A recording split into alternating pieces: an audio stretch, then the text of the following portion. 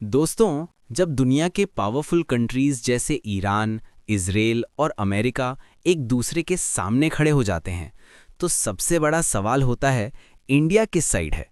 क्या इंडिया किसी एक कंट्री को सपोर्ट कर रहा है या फिर न्यूट्रल रह रहा है?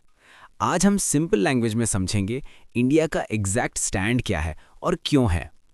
सबसे पहले एक बात समझ लो, इंडिया किसी भी वॉर को ओपनली सपोर्ट नहीं करता।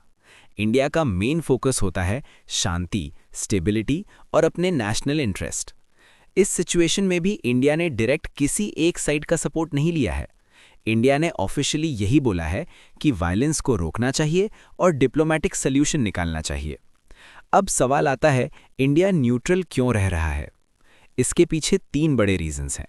पहला रीजन है, इंडिया के रिलेशंस दोनों साइड्स के साथ स्ट्रांग हैं। एक तरफ इजराइल है, जो इंडिया का बहुत इंपॉर्टेंट डिफेंस पार्टनर है। इंडिया इजराइल से हाईटेक वेपन्स, ड्रोन्स और डिफेंस सिस्टम्स लेता है। दूसरी तरफ ईरान है, जो इंडिया के लिए ऑयल और लोकेशन के हिसाब से बहुत इंपॉर्टेंट है। इंडिया ने ईरान के साथ चाबहार पोर्ट जैसे प्रोजेक्ट्स में इन्वेस्टमेंट किया है, जो इंडिया को अफगानिस्तान और सेंट्रल एशिया तक पहुंच देता है। अगर इंडिया किसी एक साइड ले लेता है, तो दूसरी साइड के साथ रिलेशंस खराब हो सकते हैं। इसलिए इंडिया बैलेंस बना के चल रहा है। दूसरा रीजन है ऑयल डिपेंडेंसी। इंडिया दुनिया के सबसे बड़े ऑयल इंपोर्ट करने वाले कंट्रीज में से एक है और मिडिल ईस्ट से ही इंडिया का बहुत सारा ऑयल आता है। अगर वॉर बढ़ता है तो ऑयल प्राइसेस बहुत ज़्यादा बढ़ सकते हैं और इसका सीधा इम्पैक्ट इंडिया की इकोनॉमी पर पड़ेगा। पेट्रोल डीजल महंगा होगा, इन्फ्लेशन बढ़ेगी और आम आदमी पर बर्डन पड़ेगा। इसलिए इंडिया चाहता है कि सिचुएशन कंट्रोल में रहे। तीसरा रीजन है इंडियन सिटीजन्स की सेफ्टी।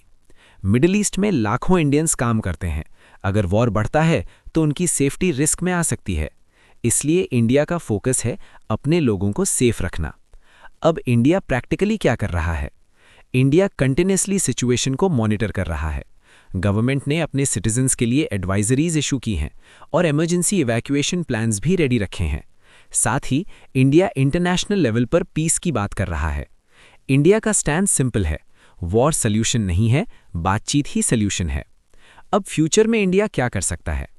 इंडिया एक मीडिएटर का रोल प्ले कर सकता है, क्योंकि उसके रिलेशन सबके साथ अच्छे हैं।